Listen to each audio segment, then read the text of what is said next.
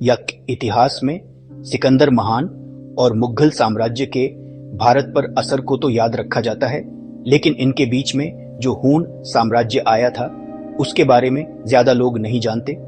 हूण लोग मध्य एशिया से आए थे और जहां जहां से गुजरे वहां जीत हासिल करते गए। 5वीं शताब्दी में जब वो भारत पहुंचे तो यहाँ का पूरा सिस्टम ही हिल गया और उनके जाने के बाद भी उनका असर भारत पर बना रहा। हूणों को अक्सर बर्बर और क्रूर हमलावर माना जाता है, लेकिन वो सिर्फ यही नहीं थे। उनका अपना समाज, जबरदस्त फौज और जमीन हासिल करने की भूख थी, जिसने उन्हें कई महाद्वीपों तक पहुंचाया। भारत में उनकी कहानी संघर्ष, अनुकूलन और अंततः भारतीय समाज में घुल मिल जाने की है। ये वीडियो हूण साम्राज्य की अनदेखी कहानी के बारे में है, उनके मूल, उनकी जीत और भारत पर उनके असर के बारे में। हूणों का असली मूल रहस्य में डूबा हुआ है। जो भी हम उनके बारे में जानते हैं वो कुछ पुरानी किताबों और खुदाई में मिली चीजों से पता चला है।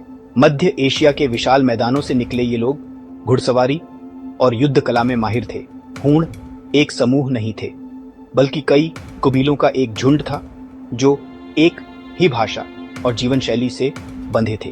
मौसम में बदलाव और दूसरे घुमंतु समूहों के दबाव के कारण हूण पश्चिम की ओर जाने लगे, जिससे पूरे यूरेशिया का नक्शा बदल गया। भारत की ओर उनका सफर लड़ाई और जीत से भरा था। उन्होंने पर्शिया में सासानी साम्राज्य से टक्कर ली और नई युद्ध तकनीकें सीखी। 5वीं शताब्दी तक हेफ्थलाइट्स या श्वेत हूण नामक हूणों का एक समूह भारत के उपजाऊ मैदानों की ओर आ गया।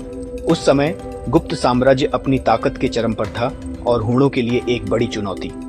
लेकिन हूण अपनी खतरनाक फौज और घुड़सवारी के दम पर गुप्त साम्राज्य के लिए करारी तरतरा बन गए।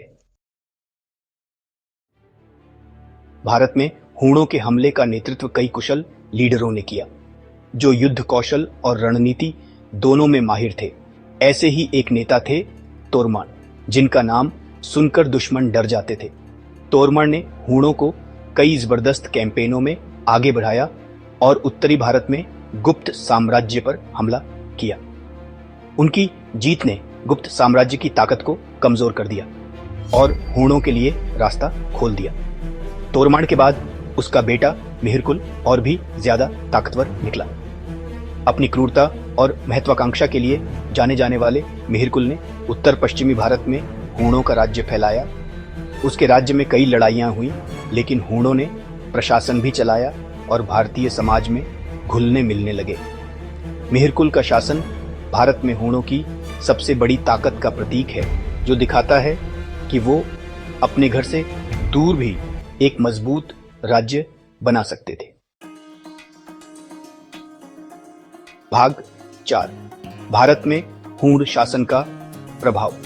भारत के कुछ हिस्सों पर हूणों की जीत का यहाँ की राजनीति, समाज और संस्कृति पर गहरा असर पड़ा। हालांकि उन्हें अक्सर विनाशकारी माना जाता है, लेकिन हूण भी पहले के कई विजेताओं की तरह यहाँ के माहौल में ढल गए और भारत की बदलती पहचान का हिस्सा बन गए। उनका शासन भले ही छोटा था, लेकिन भारत पर उनका असर हमेशा के लिए रहा। हूण शासन का एक बड़ा नतीजा गुप्त साम्राज्य का पतन था। जहां गुप्ताओं ने कला, साहित्य और विज्ञान के स्वर्ण युग का नेतृत्व किया था, वहीं हूणों के लगातार दबाव ने उनकी शक्ति को कमजोर कर दिया। गुप्त साम्राज्य के टूटने से क्षेत्रीय शक्तियों का उदय हुआ, जिससे उत्तरी भारत की राजनीति बदल गई। इसके अलावा हूण अपनी क्रूरता के बावजूद धीरे धीरे भारतीय समाज में घुल मिल गए। उन्होंने भारतीय रीति रिवाज, धर्म अपनाए और कला और वास्तुकला को भी बढ़ावा दिया। भाग 5, पतन और विरासत हूणों का ढलता साया।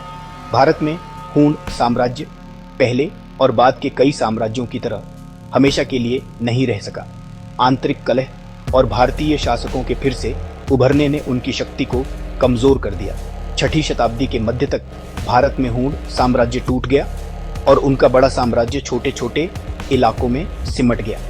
अपने छोटे से राज्य के बावजूद हूणों ने भारत पर एक स्थायी छाप छोड़ी। भारतीय कला पर उनका प्रभाव खासकर गांधार क्षेत्र में भारतीय और मध्य एशियाई रूपांकनों के अनोखे मिश्रण में दिखाई देता है। हूणों ने भारत और मध्य एशिया के बीच व्यापार को भी बढ़ावा दिया और नए विचार और सामान लाए, जिससे भारतीय समाज और समृद्ध हुआ। हालांकि इतिहास में हूणों के बारे में ज्यादा नहीं लिखा गया है, लेकिन भारत पर उनकी जीत हमें याद दिलाती है कि प्राचीन दुनिया कितनी गतिशील और जुड़ी हुई थी। उनकी कहानी बताती है कि कैसे साम्राज्य आते जाते हैं और कैसे युद्ध के दौरान भी सांस्कृतिक आदान प्रदान चलता रहता है।